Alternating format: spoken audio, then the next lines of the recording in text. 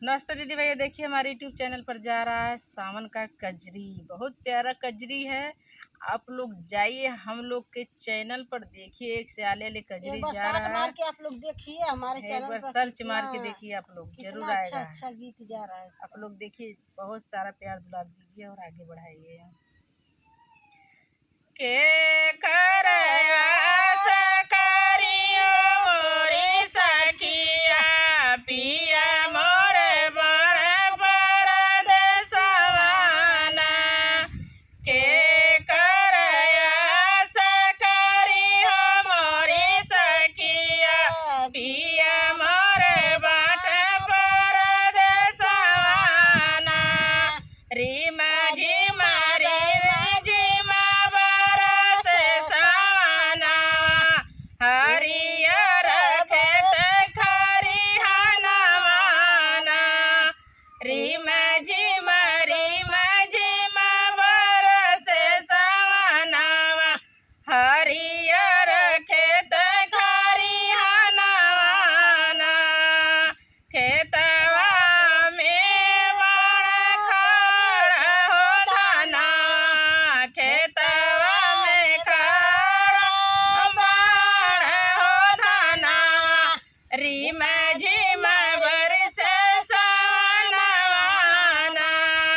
रीमा झिमा बरस सवनवाना। के कर आस करिहो मोरी सखिया, पिया मोरे बान परदेसवाना।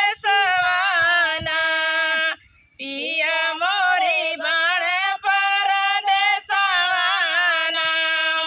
पिया मोरे रहता जब हो घरवा, पिया मोरे रहता जब हो घरवा।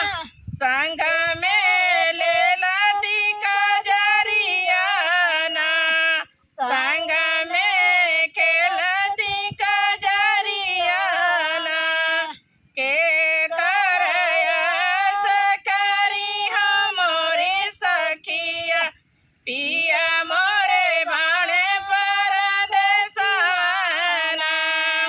पिया मोरे रहता सखिया जब हो घरवा, पिया मोरे रहता सखिया जब हो घरवा।